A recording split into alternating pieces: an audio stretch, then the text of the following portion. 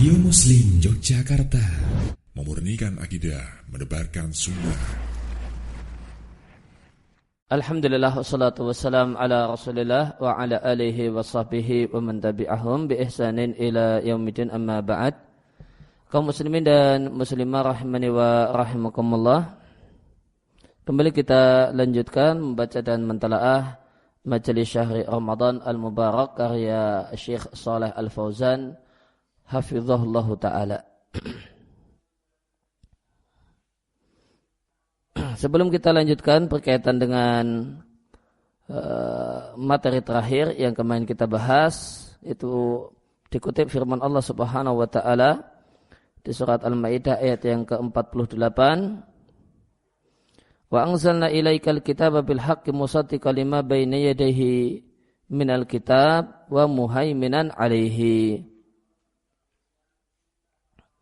Dan telah kami turunkan kepadamu Alkitab. Alkitab di sini maksudnya adalah Al-Quran. Bil haqqi, dengan benar atau dengan membawa kebenaran. Musaddiqan lima baina yadayhi, yang membenarkan kitab-kitab sebelumnya. Ma yadayhi minal kitab, kitab-kitab sebelumnya. Wa muhaiminan alaihi, dan menjadi saksi atas kitab-kitab terdahulu, mana yang masih otentik dan mana yang palsu. Ya, maka di sini kita jumpai makna Alkitab dalam Al-Quran. Maka Alkitab dalam Al-Quran ya, seringkali maknanya adalah Al-Quran. Sebagaimana dalam di sini di Al-Maidah ayat yang ke-48, wa anzalna ilaikal kitab. Kami turunkan kepadamu Alkitab, yaitu Al-Quran.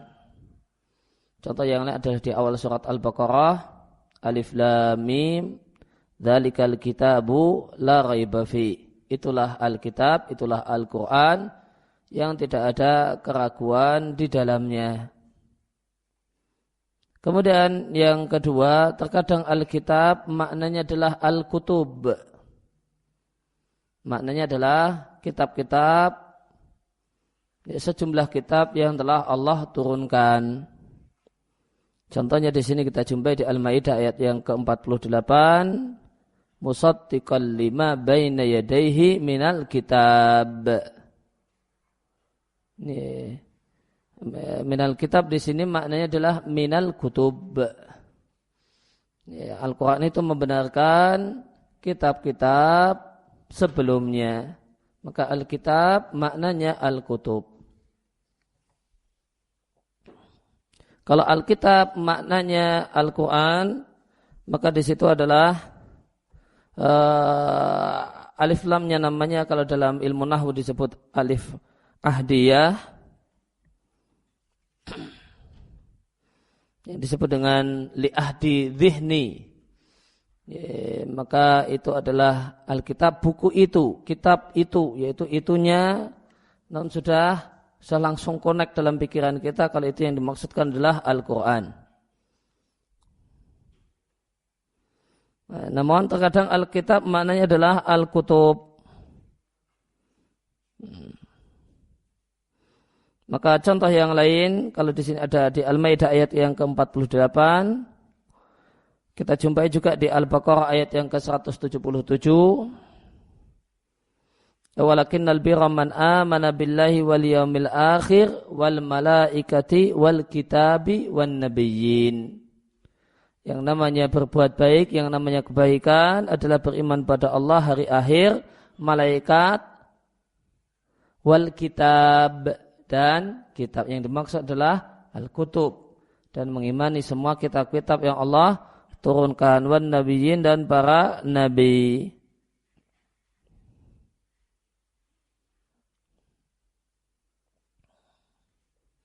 Demikian juga contoh yang lain, Alkitab maknanya Al-Kutub.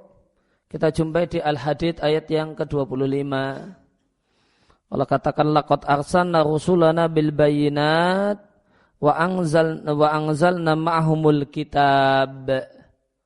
Dan sungguh telah kami utus para utusan kami membawa bukti, yaitu mukjizat, Wa anzalna ma'ahumul kitab, dan kami turunkan bersama mereka al-kitab, yaitu bersama mereka al-kutub. Kami turunkan bersama mereka kitab-kitab. Nah, kalau Alkitab yang maknanya Al-Kutub, semua kitab suci atau sejumlah kitab suci yang Allah turunkan, maka alif lam di sini adalah alif lam jinsiyah. Listiraqil jinsi, yang menunjukkan makna semua kitab.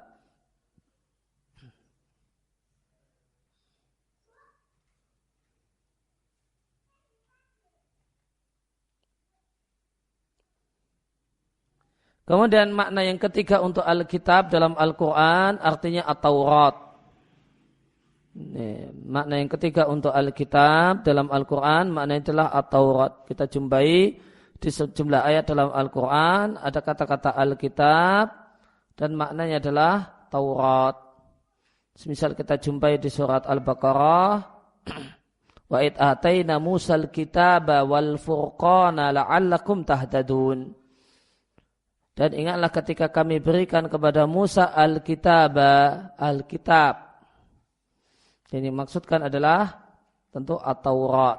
Nah, itu tiga makna kitab dalam Al-Quran. Terkadang dan yang paling banyak kitab maknanya Al-Quran, dan terkadang Alkitab maknanya Al-Kutub, dan terkadang Alkitab dalam Al-Quran maknanya adalah At-Taurat.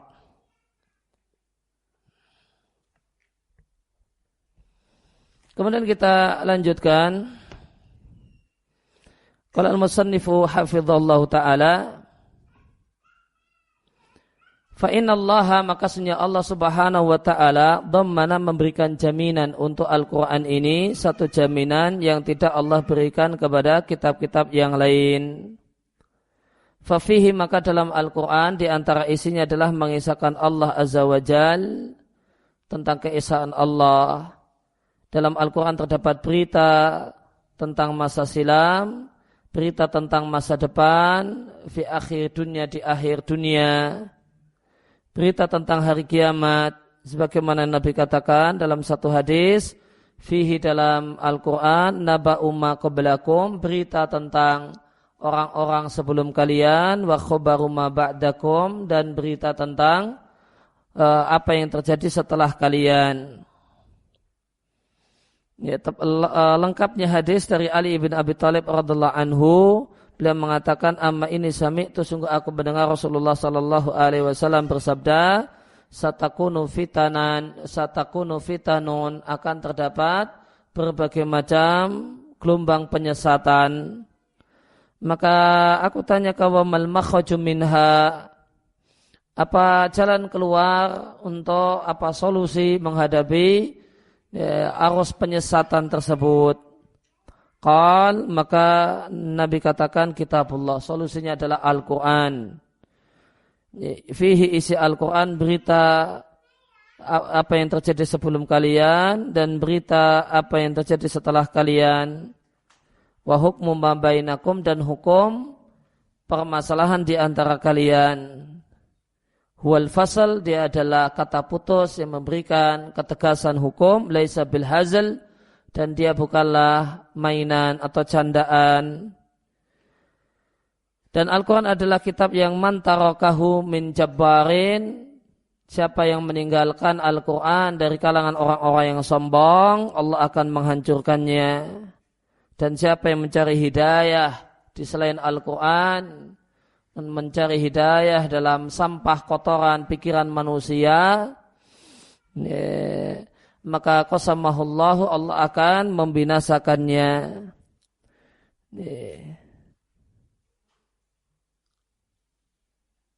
Fahuwa hablullahil matin, itu dicetakan saya fahum, jelas keliru. Fahuwa hablullahil matin, maka Al-Quran adalah tali Allah yang kokoh. Wa dzikrul hakim, dan dia adalah peringatan yang penuh dengan kebijakan. Dialah jalan yang lurus. Wa walladzi la tasiru bil ahwa, dan dia adalah kitab yang berbagai macam hawa nafsu tidak bisa menyelewengkannya, dan dia adalah satu kitab yang lisan itu, berbagai macam lisan dan lidah itu tidak akan rancu dalam membacanya. Diriwayatkan oleh Ad-Darimi, Ahmad dan At-Tirmidzi. Wa fihi dan isi Al-Quran terdapat penjelasan tentang berbagai macam hukum syar'i, hukum di antara manusia dalam perkara yang mereka perselisihkan. Terdapat penjelasan tentang manakah kebenaran dan kebatilan. Dan Al-Quran itu adalah Al-Furqan, pembeda. Karena Al-Quran itu membedakan manakah hak dan manakah batil.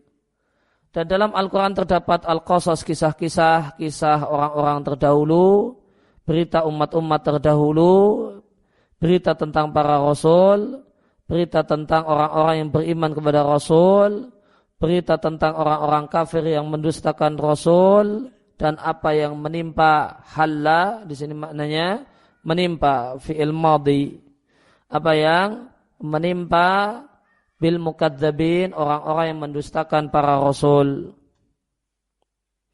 Dan pemuliaan yang Allah berikan kepada orang-orang yang taat berupa kemenangan, peneguhan, wadzuhur, kemenangan atas orang-orang yang menyelisih mereka.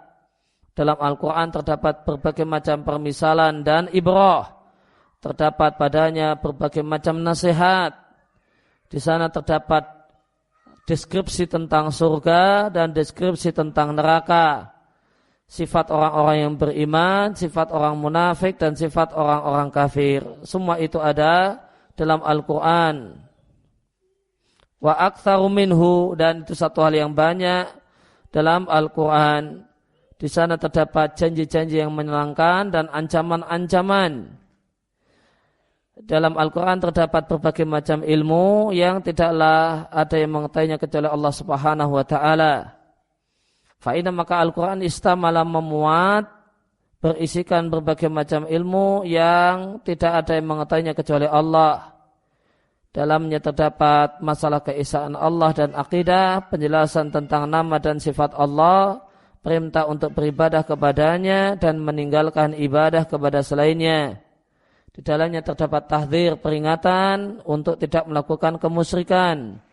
Terdapat penjelasan tentang macam-macam kemusyrikan.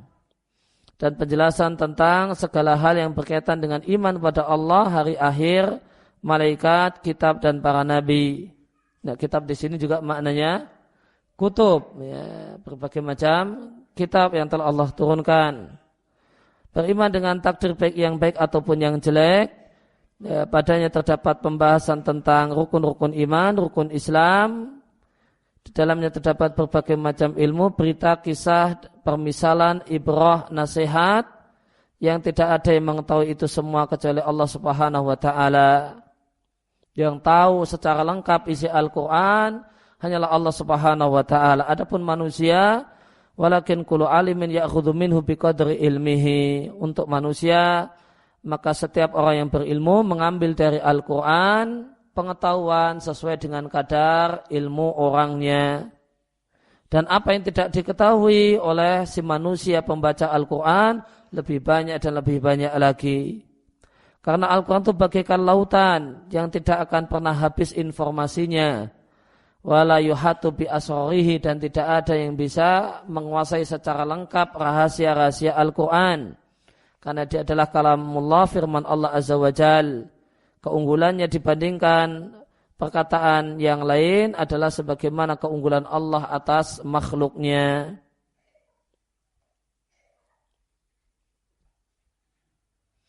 Maka ringkasnya isi Al-Quran sebagaimana disimpulkan oleh sejumlah ulama, isinya adalah ada tiga. Ya, yang pertama adalah berita tentang Allah Subhanahu wa Ta'ala. Kemudian yang kedua adalah berita tentang makhluk Allah Subhanahu wa Ta'ala, surga, neraka, orang kafir, para rasul dan sebagainya. Kemudian perintah dan larangan. Oleh karena itu maka surat Al-Ikhlas disebut thuluthul Quran, sepertiga Al-Quran. Karena surat Al-Ikhlas hanya bicara tentang berita tentang Allah Subhanahu wa Ta'ala, kalau dia zat yang esa dan seterusnya. Maka dia sepertiga dari 3 bagian isi Al-Quran, yang itu merupakan cerita dan berita tentang Allah, berita tentang makhluk, ciptaan Allah dan perintah dan larangan Allah Subhanahu wa ta'ala. Kemudian terdapat tarhib motivasi untuk membaca Al-Quran dan memperbanyak untuk membaca Al-Quran. Bitadabburihi dengan merenungkannya dan mengamalkannya. Atau demikian juga terdapat motivasi untuk tadabbur, merenungkannya dan mengamalkannya. Allah berfirman di surat Shad ayat yang ke-29, Kitabun, Al-Quran adalah kitab, anzalnahu, yang kami turunkan ilaika kepadamu. Ya, dan yang namanya turun adalah dari atas ke bawah. Maka semua ayat yang mengatakan kalau Allah menurunkan Al-Quran, dalil kalau Allah Subhanahu wa ta'ala zatnya ada di atas sana dan tidak di mana-mana. Allah turunkan, kami turunkan Al-Quran kepadamu wahai Muhammad, mubarakun, dan dia adalah satu kitab yang penuh dengan keberkahan, penuh dengan kebaikan. Di antara kebaikan Al-Quran, siapa yang membacanya maka satu hurufnya mendapatkan satu hasanah, satu kebaikan, dan satu kebaikan itu dilipat gandakan minimal 10 kebaikan. Dan di antara keberkahannya adalah dengan membaca Al-Quran semisal ayat kursi, maka Allah akan jaga dari gangguan setan. Di antara keberkahannya adalah siapa yang membacanya maka Allah akan berikan padanya ketentraman hati dan seterusnya. Dan banyak sekali kalau mau diurai satu persatu. Dan Allah turunkan Al-Quran dengan tujuan yadabbaru ayatih, dengan dua tujuan supaya mereka merenungkan kandungannya. Dan tidak mungkin orang itu bisa merenungkan isi Al-Quran kecuali setelah dia membacanya. Waliyatadzakkar ulul albab, dan supaya orang-orang yang memiliki akal pikiran itu tadzakur, mengambil pelajaran. Dan yang dimaksud dengan tadzakur adalah al-amal, mengamalkannya. Maka di sini di surat Shad ayat yang ke-29 Allah sampaikan dua maksud diturunkannya Al-Quran. Yang pertama adalah tadabbur, dan tidak ada tadabbur tanpa tilawah.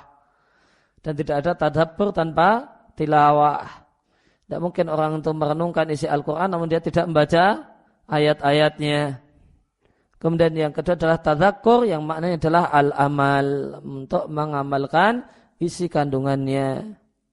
Namun orang yang bisa mengamalkan isi kandungan Al-Quran hanyalah ulul albab, orang-orang yang memiliki akal. Albab jamak dari lubun. Lubun artinya inti. Kalau misalnya ada buah, maka kalau misalnya ada buah rambutan, maka dagingnya itulah intinya rambutan, bukan kulitnya. Yang dicari adalah dagingnya, bukan rambutannya, bukan rambutnya, dan bukan isinya, bukan kulitnya. Maka dagingnya itulah lubnya. Maka lub artinya inti. Maka akal manusia disebut lub, kemudian jamaknya albab, karena intinya manusia di akalnya. Intinya manusia itu di akalnya. Akal manusia itulah yang membedakan dia dengan binatang, yang membedakan dia dengan hewan. Ya, Allah berikan pada manusia akal, kemudian ketika dia menggunakannya, maka dia terbedakan dari binatang. Maka itulah intinya manusia. Ketika akal seorang itu hilang, jadi gila misalnya, maka tidak ada bedanya dia dengan binatang. Ya, telanjang tidak malu, makan yang kotor-kotor dan sebagainya. Maka tidak ada ubahnya, dia sebagaimana binatang. Demikian juga orang yang punya akal namun tidak memakainya, kelakuannya juga sulit dibedakan. Ini kambing ataukah orang. Nah, karena kelakuannya sama. Nah, kambing telanjang, ini juga telanjang. Nah, kambing tidak mau pakai baju, ini juga nggak mau pakai baju dan celana. Maka ini kambing juga kambing jantan sama perempuan tuh nggak lihat tempat, ini sama. Nah, manusia yang tidak menggunakan akalnya juga ini di rumah atau di jalan dianggap sama saja. Nah, maka sulit untuk membedakan ini kambing atau orang. Nah, kelakuannya sulit untuk dibedakan. Kenapa? Karena lubnya hilang. Hakikat manusianya hilang. Karena dia tidak menggunakan akalnya. Nah, hanya orang-orang yang punya akal lah yang mengamalkan isi Al-Quran. Orang yang tidak punya akal, maka tidak akan mengamalkan isi Al-Quran. Dan orang yang berakal itulah orang yang tahu bahasanya akhirat lebih penting daripada dunia. Oleh karena itu, maka karena mereka menyadari lebih pentingnya akhirat daripada dunia, mereka adalah orang yang bersemangat untuk mengamalkan Al-Quran agar selamat di akhirat. Falaisal ghardu, maka bukanlah tujuan dari membaca Al-Quran semata-mata melewati ayat-ayatnya kemudian mengkhatamkan Al-Quran 10 kali atau 20 kali. Ini bukanlah maksud pokok. Namun maksud pokoknya adalah al-intifa, mengambil manfaat dari Al-Quran dan mengamalkan Al-Quran. Akan tetapi bukan berarti kita meremehkan membacanya. Akan tetapi membacanya adalah sarana untuk beramal. Dan membaca Al-Quran tidaklah diragukan kalau dia adalah amal soleh. Akan tapi hendaknya layak tasir, jangan membatasi diri hanya pada membaca saja. Tidak boleh tidak harus beramal.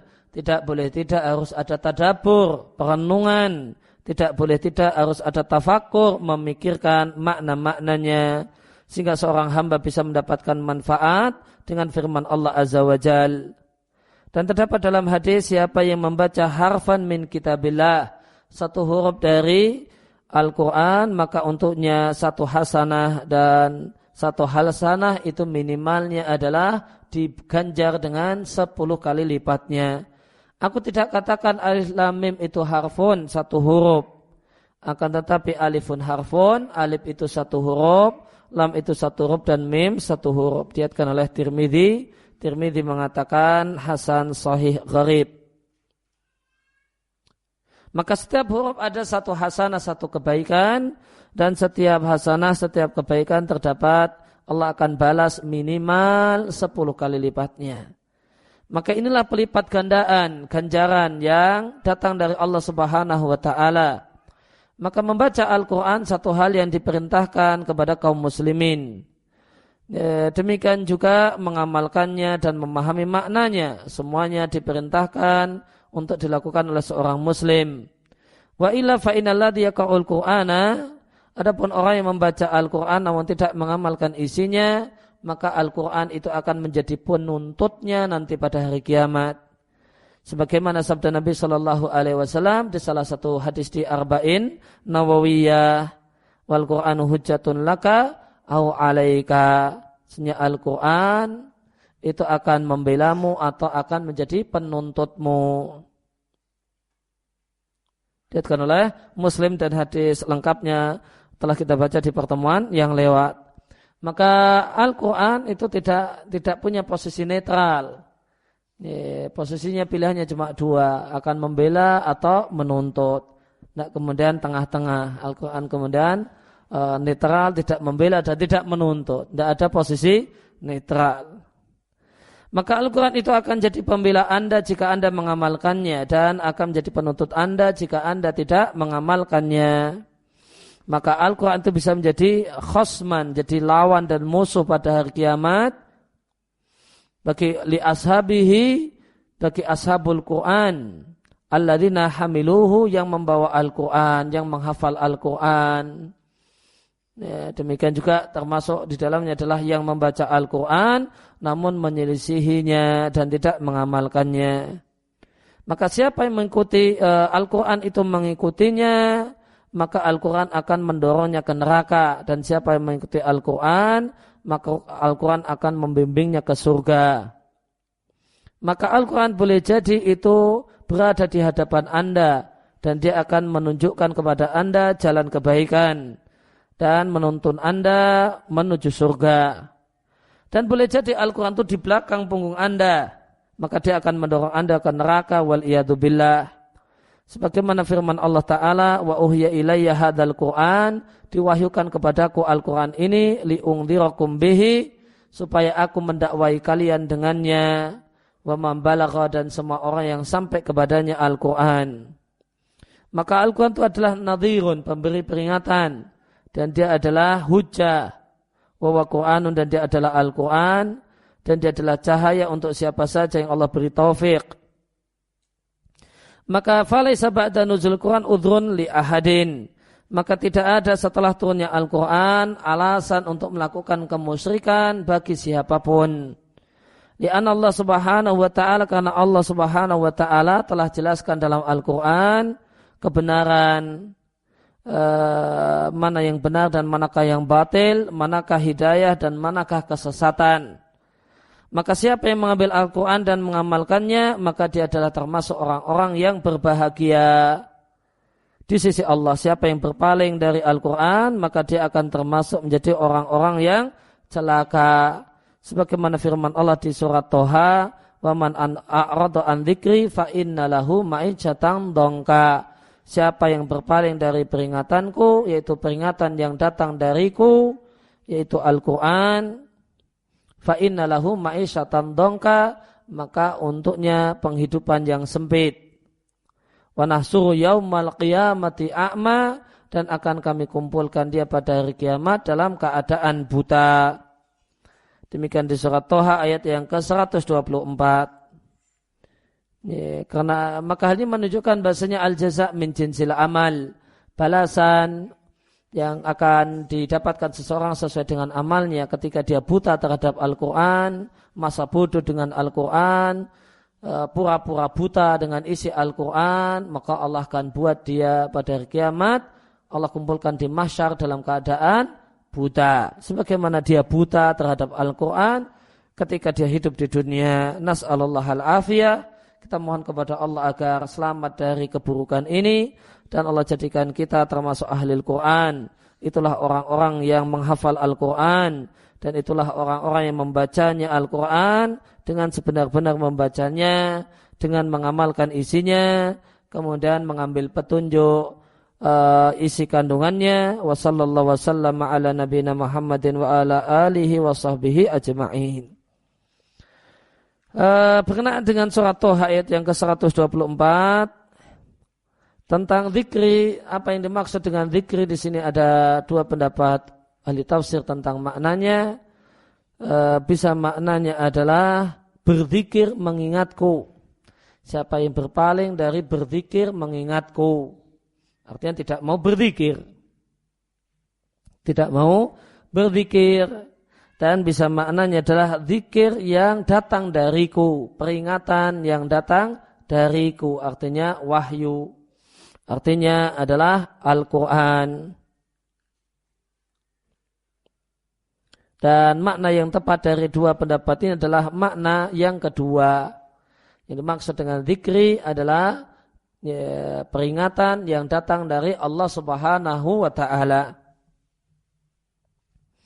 Karena dan hal ini berkaitan dengan masalah kaidah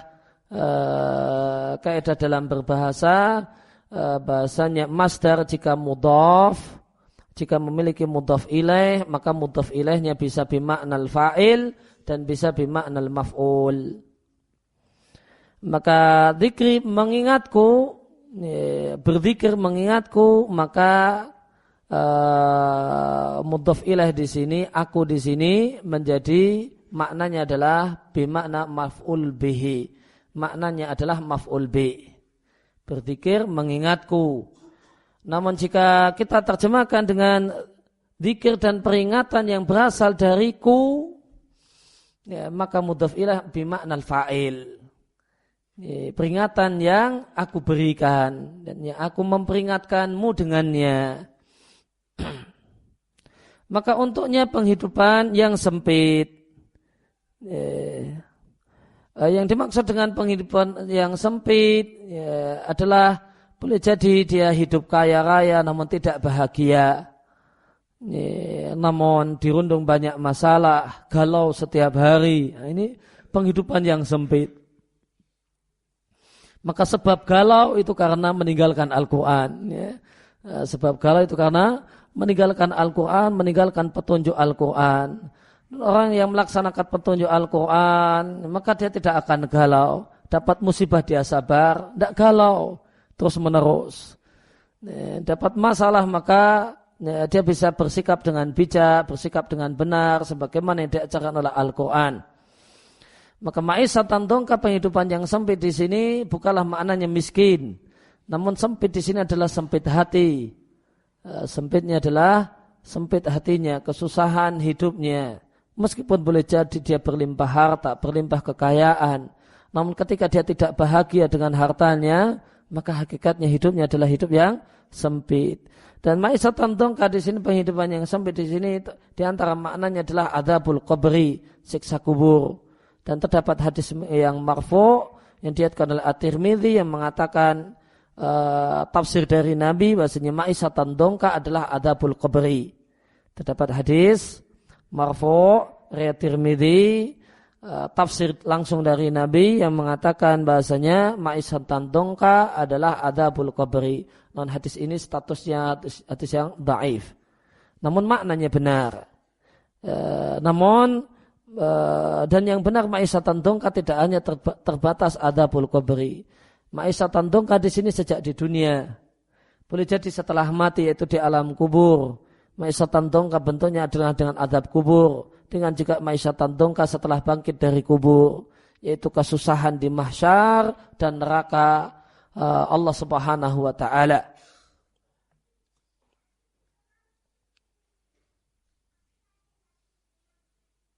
Kemudian di sini kita jumpai kemudian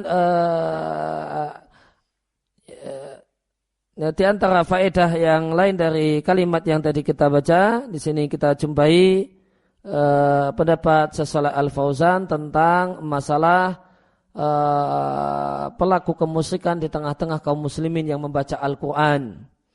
Maka beliau katakan walaysa ba'da nuzulil Quran udhrun li ahadin. Ya, dan tidak ada setelah turunnya Al-Quran uzur, alasan orang untuk melakukan kemusyrikan.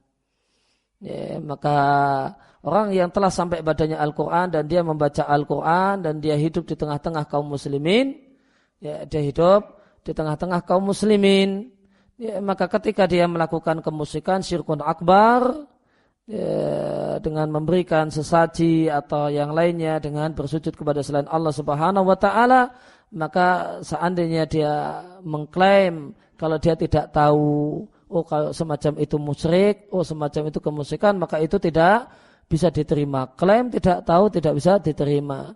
Yang benar dia bukan tidak tahu, namun tidak mau cari tahu. Tidak mau cari tahu. Dan orang yang melakukan kesalahan dalam keadaan tidak mau cari tahu, maka dia athim. Dan dia ghairu ma'dzur. Dan dia tidaklah mendapatkan udzur. Dan itu hukumnya, itu status hukumnya di dunia. Adapun statusnya di akhirat maka Allah yang lebih tahu, maka kita serahkan kepada Allah Subhanahu wa taala apakah betul-betul memang dia adalah orang yang tidak tahu ataukah dia adalah orang yang kalau kemudian betul-betul tidak tahu maka Allah maafkan. Dan jika dia adalah orang yang sebenarnya adalah orang yang tidak mau cari tahu dan tidak mau cari ilmu, ya, namun meskipun dia semangat kalau cari ilmu dunia, ya, kalau kemudian maka dia semangat untuk searching di Google dan sebagainya. Kalau masalah dunia, namun dia tidak mau cari tahu kalau masalah agama, masalah kemusyrikan, dia tidak mau membandingkan, dia tidak mau mentelaah, maka tentu betul-betul di sisi Allah pun dia tidak memiliki uzur. Di yaumil qiyamah pun dia tidak punya uzur, tidak punya alasan atas kemusyrikan yang dia lakukan. Kemudian kita masuk ke bab yang ke-8, fi dzikri asyribati ahlil jannah, pembahasan tentang minuman penduduk surga. Alhamdulillahirabbil alamin wa sallallahu wasallam ala nabiyina Muhammadin wa ala alihi wa sahbihi. Allah Subhanahu wa taala menyebutkan tentang minuman penduduk surga di surat Muhammad ayat yang ke-15. Fiha, dalam surga terdapat anharun, sejumlah sungai dari air yang jernih, ghairi asin, yang tidak berubah rasanya. Demikian juga ada sungai min labanin, dari susu, lam yataghayyar ta'muhu, yang tidak berubah rasanya. Wa anharun min khamrin, Dan sungai dari khamar ladzatin yang lezat lisyaribin bagi siapa saja yang meminumnya. Wa anharun dan sungai min asalin dari yang berisi madu musofan yang telah disaring sehingga tidak ada lagi kotoran badannya. Ya, maka Allah sampaikan dalam surat Muhammad ayat yang ke-15 empat minuman yang ada di surga. Air tawar yang meskipun didiamkan dan lama didiamkan dia tidak berubah rasa, berbeda dengan air tawar di dunia. Ketika dibiarkan, ditinggal mudik seminggu, ditaruh di gelas, maka ya bisa dipastikan rasanya tidak karuan pulang-pulang. Kemudian yang kedua adalah susu yang tidak menggumpal meskipun lama, yang tidak rusak, lain dengan susu dunia yang rusak ketika tidak dikonsumsi kemudian dibiarkan.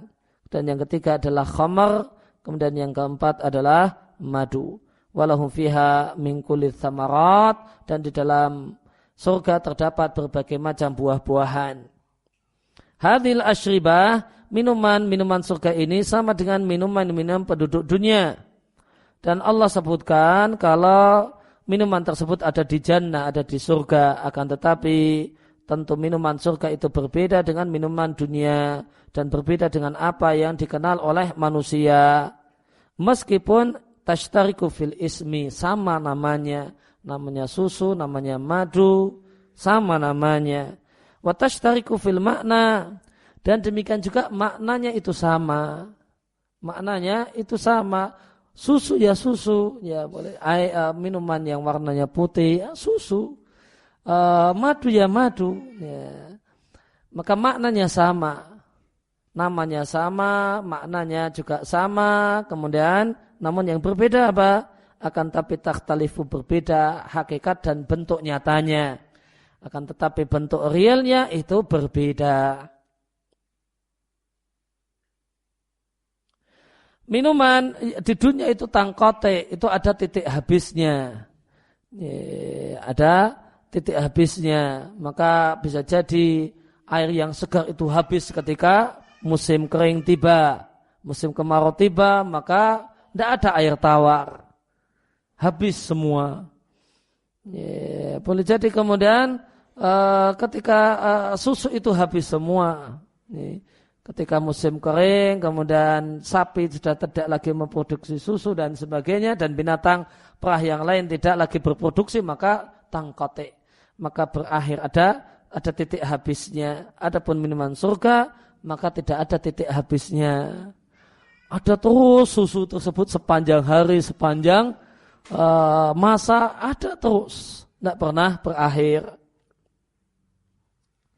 Dan minuman yang ada di surga, minuman di dunia itu sedikit kuantitasnya, sedikit jumlahnya. Ya. Maka dia tidak kita jumpai ada sungai susu di dunia. Maka jumlahnya sedikit.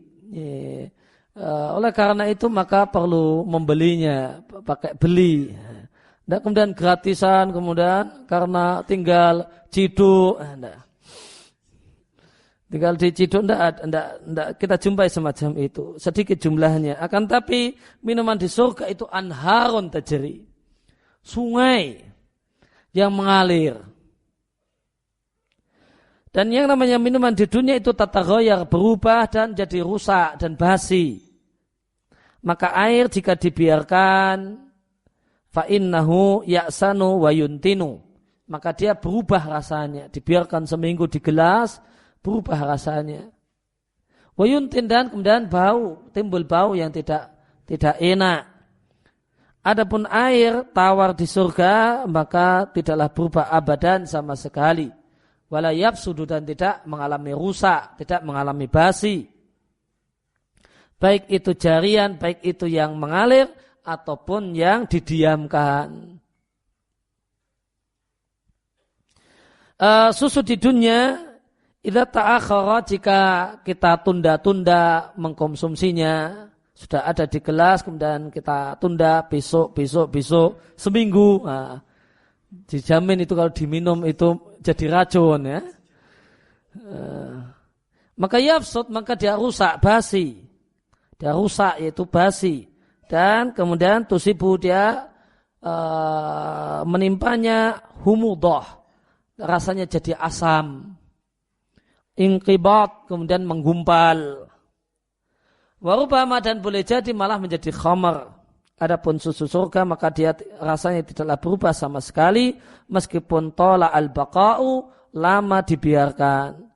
Mahma ta'akha, meskipun ditunda-tunda konsumsinya, maka dia terus-menerus tayyibun, enak dan tidak berubah. Demikian juga khamar di dunia itu khabisatun muntinatun.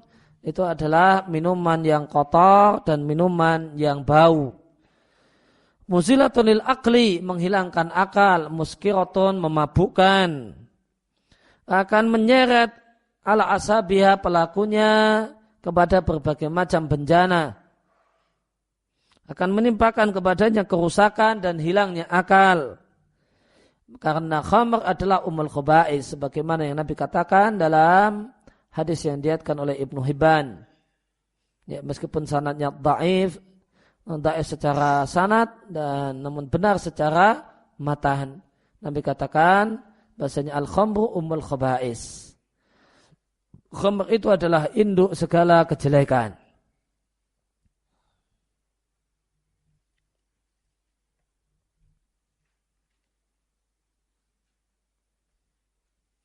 Waqad haramah Allah, dan khamr satu benda yang diharamkan oleh Allah dan Rasulnya. Bahkan semua syariat para Rasul, bukan hanya syariat syariat Rasul Muhammad sallallahu alaihi wasallam, syariat Musa, syariat Isa sepakat untuk mengharamkan khamr dunia.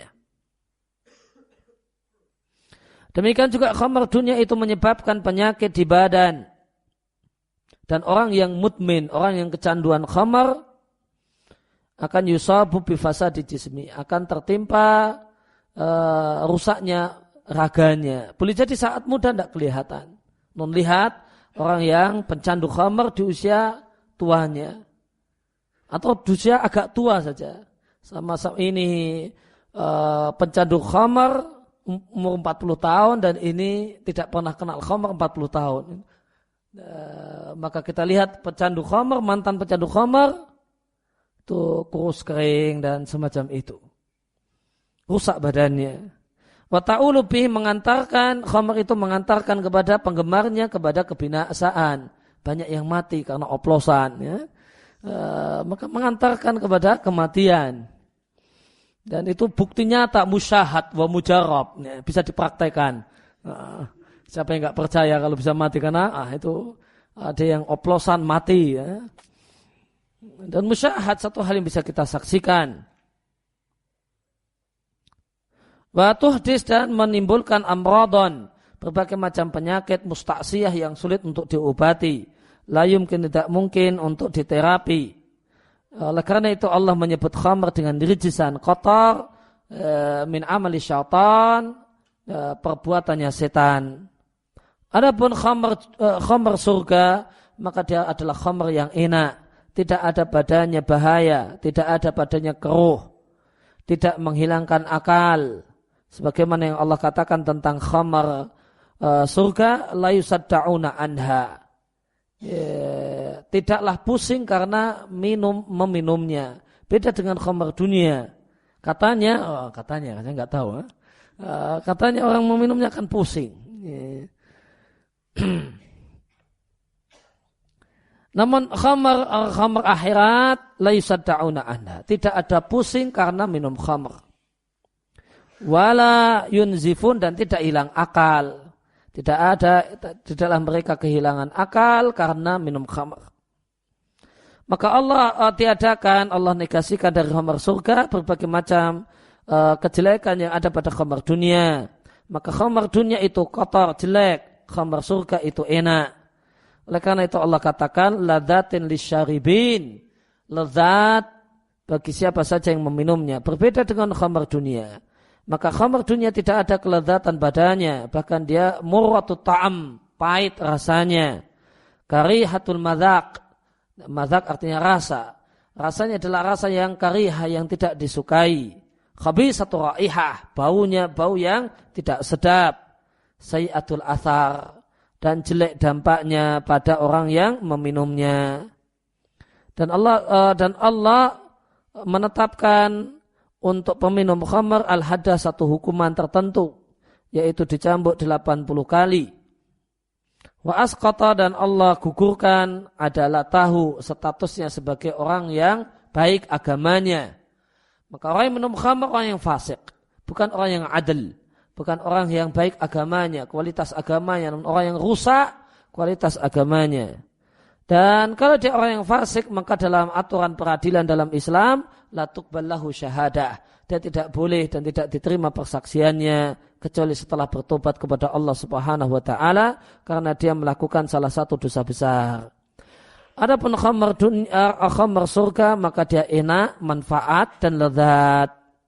Layak tariha, tidaklah menimpa khamr surga apapun penyakit, apapun kejelekan dari kejelekan-kejelekan khamr dunia. Meskipun khamr surga itu istarakat, punya titik kesamaan dengan khamr dunia dalam nama, akan tapi makna dan hakikatnya keduanya sangat berbeda.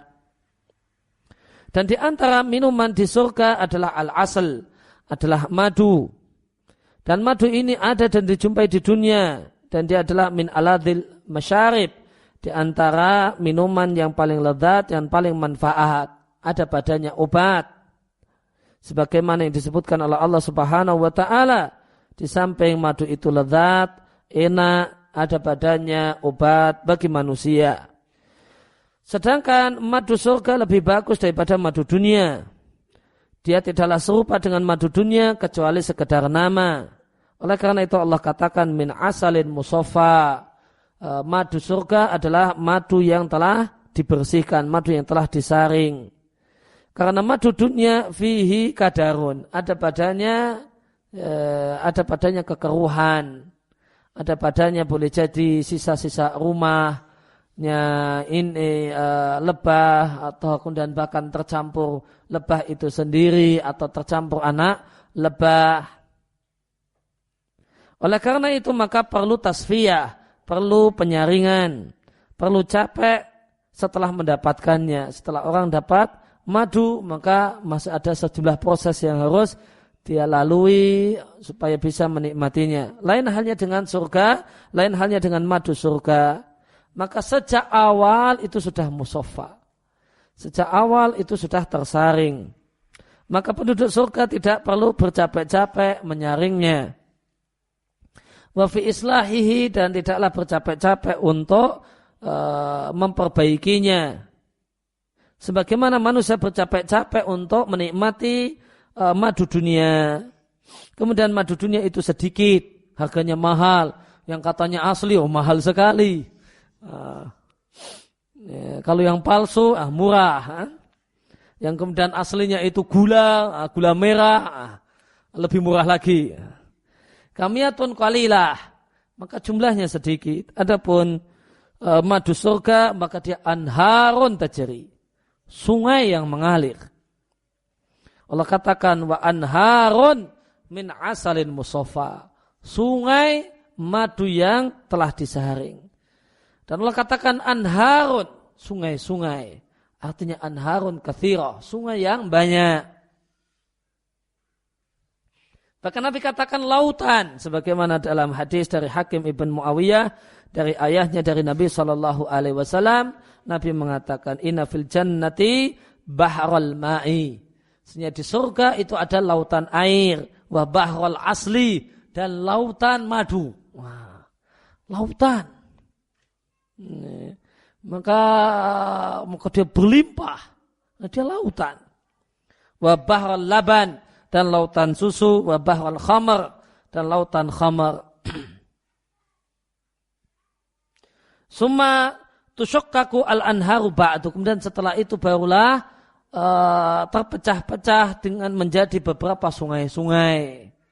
Maka sumbernya itu lautan, kemudian dari situ kemudian ada saluran-saluran.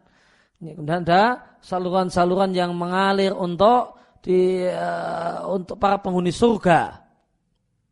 Namun aslinya lautan.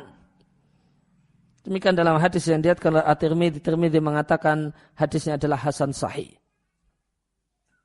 Wa hadza min ajaibi ayatillah subhanahu wa ta'ala, dan ini adalah di antara kekuasaan Allah subhanahu wa ta'ala yang menakjubkan. Allah alirkan di surga sungai-sungai dari benda, dari satu materi yang telah dikenal di dunia manusia di dunia, kalau materi tersebut jumlahnya sedikit. Maka hal ini menunjukkan di antara bukti dan yang menunjukkan kalau surga itu berbeda dengan betul-betul berbeda dengan keadaan dunia. Oleh karena itu maka Allah di dunia, yang ada di dunia, yang itu ada di surga, maka di dunia itu cuma sekedar contoh, sampel saja. Sekedar sampel, yang itu pun jumlahnya sedikit. Sampel dan itu pun jumlahnya sedikit. Sebagaimana perkataan Ibnu Abbas radhiyallahu anhuma, beliau mengatakan laisa fid dunya mimma fil jannati ilal asma. Tidak ada yang di dunia yang itu ada di surga kecuali sekedar sama nama. Demikian diriwayatkan oleh At-Tabari dalam tafsirnya dengan sanad yang sahih sampai Ibnu Abbas. Yakni artinya annama fid dunya, apa yang ada di dunia itu berbeda, betul-betul berbeda. Apa yang di surga itu berbeda, betul-betul berbeda dengan apa yang di dunia. Meskipun yang di dunia itu serupa, namun fi ba'dil wujuh, dari beberapa sisi saja, dan punya kesamaan nama, namun dia berbeda dengan perbedaan yang sangat banyak. Demikian juga kenikmatan surga yang lain berupa buah-buahan atau thamarat, hasil tumbuh-tumbuhan, hasil pepohonan, wal fawakih, dan buah-buahan. Itu berbeda dengan apa yang di dunia dengan perbedaan yang sangat kontras. Tidak ada yang mengetahuinya kecuali Allah Subhanahu wa taala. Wa inna ma ya'rifun nasu, dan manusia mengetahui apa yang di surga dengan apa yang mereka jumpai yang semisal dengan itu di dunia. Adapun yang tidak ada yang semisal dengan di dunia, maka Allah sembunyikan untuk mereka. Tidak ada yang mengetahuinya kecuali Dia Subhanahu wa taala. Maka ada yang disembunyikan. Akan nikmat-nikmat, ada nikmat-nikmat di surga yang disembunyikan. Karena tidak ada contoh semisalnya di dunia. Kalau diceritakan orang juga tidak paham. Karena tidak ada pembandingnya di dunia. Fala ta'lamu nafsun ma ukhfiya lahum min qurrati a'yunin. Maka jiwa manusia tidaklah mengetahui qurratu a'yun, kenikmatan yang menyenangkan yang disembunyikan untuk mereka. Maka ada kenikmatan yang disembunyikan. Ukhfiya lahum, disembunyikan untuk mereka. Padahal itu adalah qurratu a'yun, sesuatu yang menyenangkan jiwa. Jazaa'an bima kanu ya'malun. Dan ini adalah balasan atas, dan kenikmatan tersebut adalah balasan atas amal yang mereka lakukan di dunia. Maka artinya untuk mendapatkan kenikmatan tersebut tidak harus ada amal. Tanpa amal maka orang tidak akan mendapatkannya. Dan itu balasan atas amal dan bukan balasan atas ilmu dan wawasan. Kemudian punya wawasan, punya ilmu, kemudian mendapatkan hal tersebut. Tidak. Ini balasan atas amal. Karena ilmu itu sarana dan bukan tujuan. Ilmu itu adalah sarana dan bukan tujuan. Tujuan dan maksud dari ilmu, tujuan dari majelis ilmu, tujuan dari baca buku adalah amal. Tujuan dari belajar untuk faham adalah mengamalkan apa yang dipahami. Maka balasan atas amal yang mereka lakukan, jazaa'an bima kanu ya'malun, bukan jazaa'an bima kanu ya'lamun. Bukan balasan atas ilmu dan wawasan dan wacana yang mereka ketahui. Balasan atas amal yang mereka lakukan. Maka tidak ada yang menguasai gambaran surga dan apa yang jadi isinya kecuali Allah Subhanahu wa taala. Allah hanyalah jelaskan untuk kita sejumlah hal mimma fiha yang merupakan isi surga supaya kita mengetahui hal tersebut, fanajiddu, sehingga kita bersungguh-sungguh untuk mencarinya, wasa'i, dan bersungguh-sungguh untuk mendapatkannya dan melakukan berbagai macam amal saleh. Kama anau ja'ala fid dunya, sebagaimana Allah jadikan di dunia sejumlah contoh mimma finnar, contoh untuk siksaan di neraka. supaya kita merasa takut dengan neraka dan menjauhi hal-hal yang mengantarkan kita untuk masuk neraka. Maka setiap hal yang menyakitkan orang di dunia, setiap hal yang manusia tidak menyukainya di dunia, setiap penyakit, setiap kejelekan, setiap keburukan di dunia, maka semisal dengan itu ada di neraka, wal'iyadzubillah. Akan tapi di neraka lebih keras dan lebih kekal. Maka jika manusia mengetahui contoh-contoh ini yang ada di dunia, yang itu ada di neraka, maka itu diharapkan menyebabkan dia punya rasa takut dengan neraka, kemudian lari menjauhi neraka.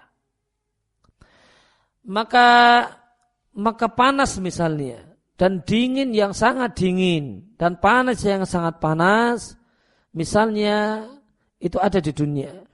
Lahuma, keduanya ini punya hal yang semisal di neraka. Lakinnau asyaddu, namun lebih keras dan lebih besar dan lebih kekal. Kadzalika, demikian juga api yang ada di dunia, demikian juga maka itu contoh, maka ada api akhirat yang lebih keras daripada api dunia dan lebih langgeng dan lebih panas.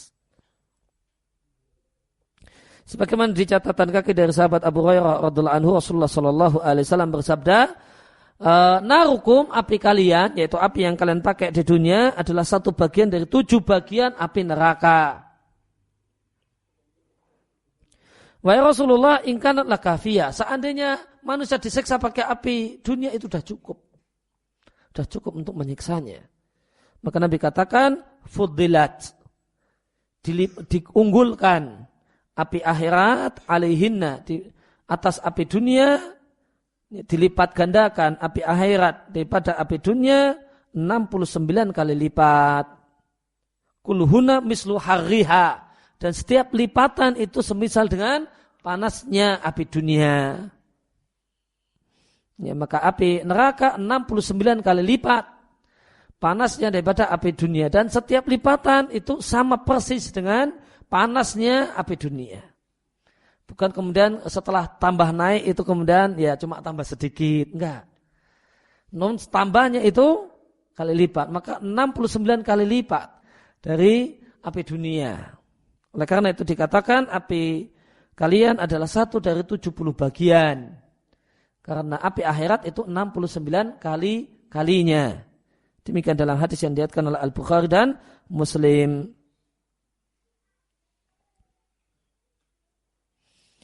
Ya, maka demikian api neraka, api dunia dibandingkan dari api nari jahanam. Apinya neraka. Dan neraka itu disebut jahanam. Dia memiliki kata-kata jahmun, yang artinya gelap. Karena api neraka itu gelap. Karena api neraka itu gelap. Karena Allah semula api neraka itu merah, kemudian Allah panggang lagi sehingga biru, kemudian Allah panggang lagi sehingga gelap, sehingga hitam, kelam.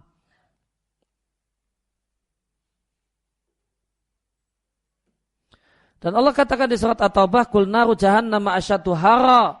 Katakanlah wahai Muhammad sallallahu alaihi wasallam, api neraka itu lebih panas. Laukanu yafqahun, seandainya mereka faham. Kemudian tadi disampaikan siksaan di neraka itu bukan hanya panas. Non ada juga al-bardus syadid. Ada juga siksaan di neraka itu dingin yang menusuk tulang. Ya, maka jangan bayangkan dan bahasanya isi neraka cuma panas. Siksaannya variatif. Ada panasnya dan ada dinginnya. Mau siksaan panas ada, siksaan dingin juga ada. Maka ada siksaan yang bentuknya adalah dingin, yang dingin sekali. Kadzalikal alam, demikian juga berbagai macam rasa sakit. An-naru fiha alam, api neraka padanya terdapat rasa sakit yang hanya Allah yang tahu bagaimanakah hakikatnya. Dampak dari api neraka itu tadzubulahal jibalu rawasi. Gunung yang rawasi, yang kokoh itu meleleh karenanya. Demikian juga badannya penduduk neraka. tu'adzab, maka dia akan disiksa dalam neraka dan kekal dalam neraka. Wal iyadzubillah. Para penduduk neraka yang merupakan penduduknya tidaklah mati di neraka sehingga nyaman. Wa yatamannawna al-mauta, dan mereka para penduduk neraka pun berangan-angan bisa mati supaya mereka bisa istirahat dari siksaan neraka. Akan tapi mereka tidak mati. Bahkan mereka tetap tersiksa fiha di dalam neraka abadal abadi selama-lamanya, nas'alullah al-afiyah. Fahada, maka keterangan di atas jika dipahami dan merasuk ke dalam hati kita, maka ini akan mengharuskan seorang jika mengingatnya, mengingat apa yang ada di neraka, maka ini yujib, akan menyebabkan dan mengharuskan dia punya rasa takut, kemudian menjadi maksiat. Dan jika dia teringat dengan isi surga, maka ini menyebabkan dia berharap, watamak, dan berharap rahmat Allah Subhanahu wa ta'ala. Lalu dia melakukan berbagai macam amal soleh dan amal-amal kebajikan yang akan mendekatkannya kepada surga dan menyebabkannya masuk surga dengan sebab rahmat Allah Subhanahu wa ta'ala.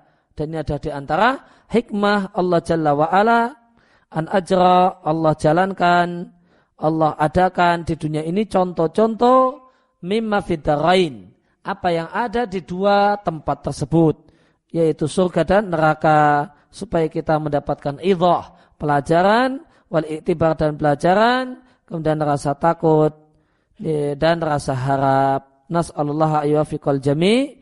Semoga kita mohon pada Allah agar Allah memberikan taufik kepada kita semua untuk melakukan apa yang Allah ridai dan Allah cintai. Wa sallallahu wasallam ala Muhammad ala nabina Muhammadin. Maka Allah ceritakan di Al-Quran, Allah ada cerita tentang surga dan Allah pasangkan dengan cerita untuk neraka. Cerita tentang surga untuk menghasilkan roja, dan cerita tentang neraka untuk menghasilkan khauf. Dan yang Allah inginkan, dan setiap kali Allah cerita surga pasti disambung dengan neraka. Kalau Allah cerita neraka terlebih dahulu, maka akan Allah sambung dengan surga. Tidak kita jumpai dalam ayat Al-Quran cuma neraka saja tanpa pasangannya. Karena diharapkan seorang muslim itu adalah orang yang imbang, punya roja, punya rasa harap kepada Allah Subhanahu wa taala, di samping memiliki al-khauf, rasa takut kepada Allah Subhanahu wa taala. Karena dengan demikian maka jadilah seorang itu akan dengan rasa harap, maka dia semangat untuk beramal. Dengan rasa takut, maka dia akan semangat untuk meninggalkan berbagai macam hal yang dilarang. Kemudian bab yang ke-9 atau majelis yang ke-9 ada tilawatil Quran, ada membaca Al-Quran. Alhamdulillahi wassalatu wassalamu ala rasulillahi wa ba'd. Maka ini adalah tarfun, ini adalah sekilas sedikit min adabi tilawatil Qur'anil Karim, adab membaca Al-Quran. Karena Al-Quran adalah firman Allah Subhanahu wa ta'ala, wajib dihormati, wajib diagungkan, wajib dihormati, dan wajib untuk menyiapkan diri untuk membacanya dalam kondisi yang terbaik. Maka di antara adab membaca Al-Quran, jika seorang itu membaca dari mushaf, maka wajib baginya untuk berwudu terlebih dahulu. Tidak boleh menyentuh mushaf dalam keadaan tidak berwudu. Mengingat sabda Nabi SAW, la yamassul Qur'ana illa tahirun. Tidak boleh menyentuh Al-Quran kecuali orang yang bersih. Diriwayatkan oleh Al-Hakim. Al-Hakim mengatakan sanadnya sahih, dan meskipun Bukhari dan Muslim tidak meriwayatkannya. Demikian juga dinilai oleh Az-Zailai dalam Nasbur Rayah. Dan hadis ini juga dinilai oleh Al-Albani di Irwaul Ghalil. Dan kaidah yang benar, kaidah yang lebih kuat, di antara kaidah dalam ilmu usul fikih, bahasanya lafadz mustarak itu dipahami dengan semua maknanya, selama makna-maknanya itu tidak saling membatalkan. Maka tahirun itu lafadz yang mustarak, satu kata yang punya banyak makna, artinya bisa mukmin, aslinya bisa suci dari hadas kecil dan suci dari hadas besar. Dan jika kita maknai hadis ini tahirun ini dengan tiga makna tersebut, tidak saling membatalkan, tidak saling berlawanan, tidak kontradiktif. Oleh karena itu, maka ya kita maknai dengan semua maknanya. Sehingga yang benar sebagaimana pendapat jumhur ulama, kalau mau menyentuh mushaf Al-Quran maka tidak boleh, tidak harus dalam keadaan berwudu. Dan yang dimaksud dengan mushaf Al-Quran adalah lembaran-lembaran, tidak harus 30 juz, boleh jadi cuma lembaran-lembaran 1 juz. Lembaran-lembaran yang isinya adalah Al-Quran, murni Al-Quran atau Al-Qurannya lebih banyak daripada non-Al-Qurannya. Oleh karena itu maka Al-Quran terjemah itu bukan mushaf. Karena non-Al-Qurannya lebih banyak daripada Al-Qurannya. Oleh karena itu kemudian ada petilan-petilan aja cuma 1 juz atau 2 juz, maka itu adalah mushaf. Namun jika membacanya an dhahri qalbin, ya, membacanya dengan hafalan. Kalau kita hafalan itu di luar kepala, kalau ini di atasnya jantung. Kalau bahasa Arabnya atasnya jantung, dhahar bagian atas, qalbin jantung, bagian atasnya jantung. Ya bagian luarnya jantung. Kalau kita luarnya kepala, kalau ini luarnya jantung. Andhari qalbin dengan hafalan maka cuma dianjurkan dalam keadaan berwudu. Maka membaca Al-Quran itu boleh jadi memegang mushaf dan boleh jadi tanpa memegang mushaf alias dengan hafalan. Kalau dengan memegang mushaf maka sebagaimana pendapat jumhur ulama wajib berwudu. Ya, namun jika dengan hafalan maka mustahab dalam keadaan berwudu, boleh tidak dalam keadaan berwudu. Dalilnya adalah Nabi SAW menjadi kebiasaan beliau kalau bangun pagi, kalau bangun di tengah malam, ya, bangun malam, maka setelah bangun beliau membaca 10 ayat terakhir dari surat Ali Imran. Padahal ini baru bangun tidur. Berarti artinya tidak dalam keadaan berwudu. Itu dalil kalau boleh membaca Al-Quran dengan hafalan dalam keadaan tidak berwudu. Wa amma man alaihi hadasun akbar, adapun orang yang dalam kondisi hadas besar semacam junub dan haid, maka tidak boleh baginya untuk membaca Al-Quran secara mutlak, baik dengan memegang mushaf ataupun dengan hafalan, sampai dia suci dari hadas yang besar. Karena Nabi SAW itu membaca Al-Quran kecuali jika beliau junub. Fa innahu la yaqra'ul Quran, maka Nabi tidak membaca Al-Quran kecuali setelah mandi. Namun yang benar wanita haid yang lebih kuat, wanita haid itu boleh membaca dengan hafalan atau tanpa memegang mushaf. Kalau pendapat Syaikh Al-Fauzan di sini, wanita haid itu tidak boleh membaca Al-Quran meskipun dengan hafalan. Tadi beliau katakan, la yajuzu ayaqra Al-Quran mutlaqan man alaihi hadasun akbar kal janabah wal haid. Namun yang benar, wanita haid itu boleh membaca namun tanpa mushaf, dengan hafalan atau dengan Quran terjemah. Dan alasan ulama yang menyamakan wanita haid dengan orang yang junub, alasannya dengan qiyas, maka ini qiyas ma'al fariq, menyamakan dua hal yang berbeda. Karena orang yang junub itu toharoh itu di tangannya. Dia mau suci sekarang atau 5 menit lagi, 10 menit lagi, ya, tinggal dia mandi. Dan mandi itu terserah dia. Kapan dia mau, toharoh itu ada di tangannya. Terserah keputusannya. Mau 10 menit lagi bisa, setengah jam lagi bisa, 1 jam lagi bisa. Namun tidak demikian wanita, tidak demikian kondisi haid. Maka menyamakan haid dengan junub adalah qiyas al-qiyas ma'al farik, menyamakan dua hal yang berbeda. Oleh karena itu yang benar, kita bedakan antara wanita haid dan orang yang junub. Dan perlu diketahui bahasanya janabah diambil dari kata-kata jambun artinya jauh. Kenapa junub itu disebut junub yang artinya jauh? Maka ada beberapa penjelasan ulama kenapa dinamai demikian. Yang pertama, karena air mani itu jauh dari tempatnya, karena keluar. Keluar maka dia menjauh dari sumbernya, dari bagian tubuh yang memproduksinya. Kemudian yang kedua, karena penjelasan yang kedua junub itu disebut junub dikarenakan orangnya itu jauh dari amal-amal yang terlarang karena junub. Dia tidak sholat, dia tidak ini karena dia jauh dari sholat karena junubnya. Pendapat yang ketiga, penjelasan yang ketiga mengatakan junub itu disebut junub dikarenakan orang yang junub itu jauh dari manusia. Mereka risih. Orang yang junub itu risih kemudian duduk-duduk dengan kawannya dalam keadaan junub. Itu umumnya normalnya itu risih. Maka dia menjauhkan diri dari manusia ketika sewaktu dia dalam kondisi junub.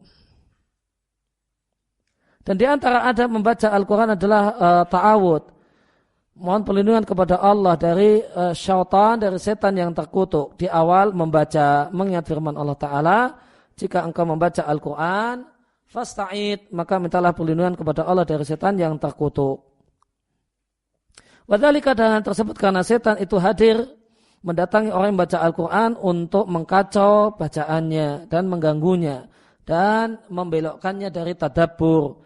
Maka ketika seorang itu mohon perlindungan kepada Allah dari setan yang terkutuk, maka Allah akan melindungkannya dan Allah akan memalingkan setan darinya sehingga dia bisa mendapatkan faedah dari Al-Quran yang dia baca. Wa ila, jika dia tidak berta'awud, maka setan akan mengganggunya dan menyibukkannya dari bacaannya. Inilah manfaat isti'adah, mohon perlindungan kepada Allah dari setan di awal membaca. Ini adalah fungsinya adalah tardus syaitan, untuk mengusir gangguan setan. Dan karena alasannya untuk mengusir gangguan setan, maka sebagian ulama semacam Atha ibn Yasar dari ulama tabi'in mengatakan ta'awud untuk membaca Al-Quran hukumnya wajib. Namun yang benar pendapat jumhur ulama yang mengatakan baca ta'awud di awal membaca Al-Quran hukumnya mustahab, ditekankan, dianjurkan dan tidak wajib. Karena kita jumpai Nabi SAW membacakan Al-Quran semacam ketika awal turunnya surat Al-Kautsar. Ya, ketika Nabi setelah mendapatkan wahyu surat Al-Kautsar, kemudian Nabi bacakan, Nabi katakan pada para sahabat, aku baru saja mendapatkan satu surat. Kemudian Nabi baca surat Al-Kautsar dan Nabi SAW membacanya dan memulai membacanya tanpa ta'awud. Maka itu dalil yang membelokkan perintah di sini fasta'id, itu dari perintah dari kesimpulan hukum wajib dan kita belokkan menjadi mustahab karena Nabi kita jumpai beliau membaca Al-Quran, memulai membaca Al-Quran tanpa ta'awud. Contohnya di kasus ketika beliau membacakan surat Al-Kautsar pada saat awal pertama kali turunnya surat Al-Kautsar. Maka hukum yang benar ta'awud hukumnya adalah mustahab, dianjurkan dan tidak wajib. Dan ini dianjurkan baik di dalam sholat, maka dianjurkan untuk memulai membaca Al-Quran dibuka dengan ta'awud, demikian juga di luar sholat. Ya, demikian yang kita baca dan kita kaji sebatas pagi hari ini. Allahumma alimna ma yanfa'una wa anfa'na bima 'allamtana wa zidna ilma wa sallallahu ala nabiyyina Muhammadin wa ala alihi wa sahbihi wa salam wa akhiru da'wana alhamdulillahi rabbil alamin. Subhanaka Allahumma wa bihamdika asyhadu an la ilaha illa anta astaghfiruka wa atubu ilaik.